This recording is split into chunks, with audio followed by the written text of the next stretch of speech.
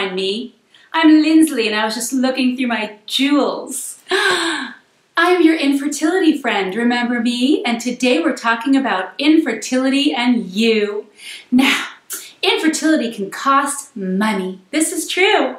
But what's the big deal, darling? You just get that money out of your bank and you just pay for it, right? I mean, really? So it costs 70 grand. I mean, what would you rather have? A new Mercedes or a baby?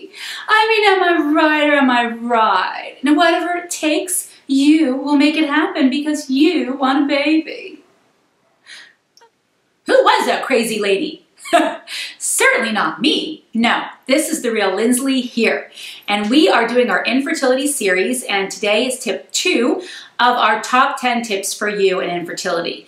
So, infertility costs money. And my tip today is plan just like a construction project or a renovation. It's going to cost probably twice as much as you think and take twice as long. That's right. That's my tip.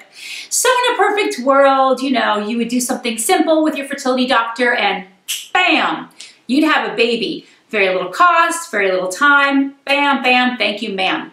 And if that happens for you, I am so happy for you. I could just scream. But for many of us, that's not the case. So we're going to talk about costs today and what you need to plan. And you do need to plan. I know many of us, including myself, went into the doctor and was just like, okay, what do I need to do? Let's just make it happen. I don't know what I'm doing and la la la la. No, you need to plan. So the first thing you need to do is start with your OBGYN. Why? Because a lot of times the cost of your insurance, the simple tests that they can do to start you on infertility are covered by your OBGYN and might not be covered by a fertility doctor. That's right. So find an OBGYN. Your OBGYN is fine, but as long as they know a little bit about infertility, and an OBGYN can do an IUI, which is fantastic. And sometimes that's covered by insurance. So start there. Then, once you have some basic information about what you might be facing, you need to go to your fertility doctor and have a combo. Oh boy, yippee-doo-dah! And talk about everything. What you like, long walks on the beach and sunsets. Now, you're going to talk about what are you going to do for me, Mr. Doctor, Mrs. Doctor. And they're going to say, okay, well, this is what we think. This is your protocol. I've really begun to hate that word, protocol. Really? Like I'm some sort of White House mission, CIA, protocol. Anyways, they're going to talk to you about your protocol and say, this is what we think we should do. Now, a lot of times they want to go straight to IVF. That could be fine, but you need to know this. This is important. A lot of times, IVF takes 2 rounds. That's right, double those costs. So then your doctor might say to you, oh, we'll do a round of IVF and you'll be fine and you're gonna get pregnant. Well, that sounds wonderful, but statistics show it can take 2 rounds to 3 rounds. Some people have done 5, can you even imagine? So, plan for that. And then you need to talk to your doctor about what are those costs, all the costs. Because guess what? Your doctor a lot of times doesn't mention the medications and the costs of the medications. So I'll give you an example from personal experience. My doctor is working with me and she said, okay, we're gonna do this and I'm gonna put you on this medication. I said, okay. So she said, the pharmacist is gonna call you tomorrow and they're going to prescribe you this medication and blah-de-da. Fantastic. So I get a call the next day and the pharmacy's like, hi, how are you? So we're gonna put you on this medication, we're gonna mail this to you overnight and your bill will be $1,248. And I was like, excuse me, what? What was that? $12.48? No. Yep, that's right, 1,200 bucks for a 1-month supply. And this was gonna be a medication that my doctor wanted to have me on for a while. So I was just like, whoa. So that affected our budget big time.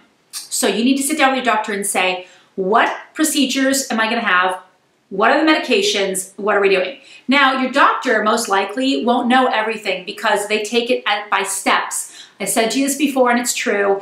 Infertility is a relatively new science. A lot is unknown. So a lot of times they're just going through steps to figure out what might be wrong with you or how to get you pregnant. So they might say, well, we're going to try this, and if that doesn't work, we'll try that.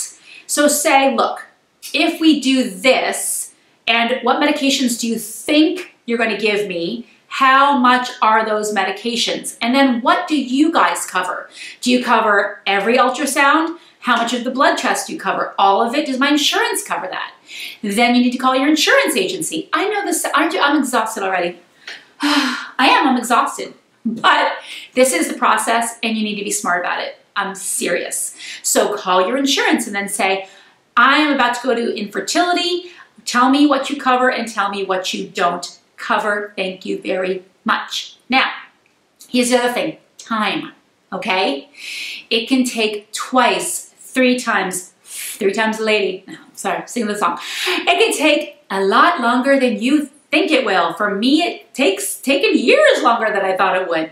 So obviously you can't sit down and say, okay, it's gonna take us, you know, a year or 2 years to have a baby. No, but I implore you, don't look at it as like month to month. You will be in an insane asylum. Don't do that to yourself. Don't be like, okay, we're just gonna do this and then I'm gonna be pregnant and everything's gonna be great. Because that's in la la land, folks. No. You need to plan 6 months, even hopefully a year, so that if you reach your goal before a year, you'll be very, very happy. But if you don't reach your goal by a year, you won't be ready to throw yourself off a cliff. Yeah. So if you plan a solid year and say, we're gonna try 2 rounds of IVF, it's gonna cost this, the meds are probably gonna cost that, my incidentals are probably gonna be that, then at least you and your partner or your spouse, or if you're doing it on your own, you and your family can sit down and say, all right, we have a plan, okay? So this is a plan. And then you won't be blindsided. I mean, you're gonna be blindsided anyways, to be honest, you are. But hopefully you won't be blindsided by a major expense that you are not expecting. And I will tell you this right now because I've seen it happen. Infertility can make people bankrupt.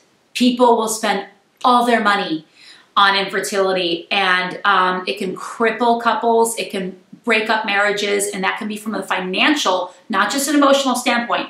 So you need to be ready financially for this process. Also in your handy dandy journal, you are going to also write down all this information that we just went over. Am I reading upside down? I think I am. Hello. Oh no, there it is.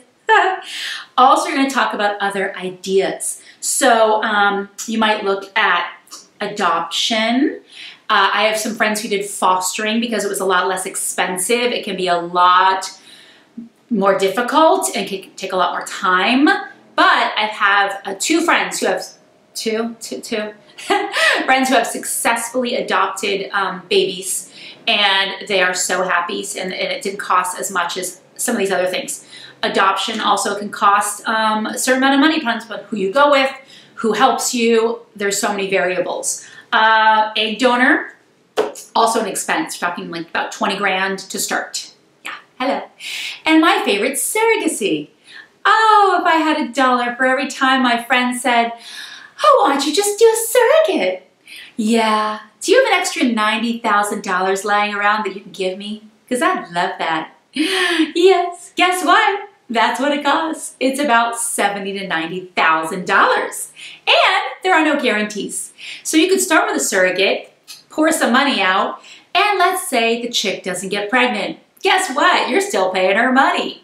You're not paying her the whole fee, but you're paying her quite a big chunk. So there you go. Yeah, that's the wonderful thing about infertility is you just throw money away. And a lot of times you get nothing in return. So you need to be prepared for that mentally, physically, and emotionally, and financially. Last, there are some great resources. Resolve.org, I mentioned that last time, and fertilityauthority.com.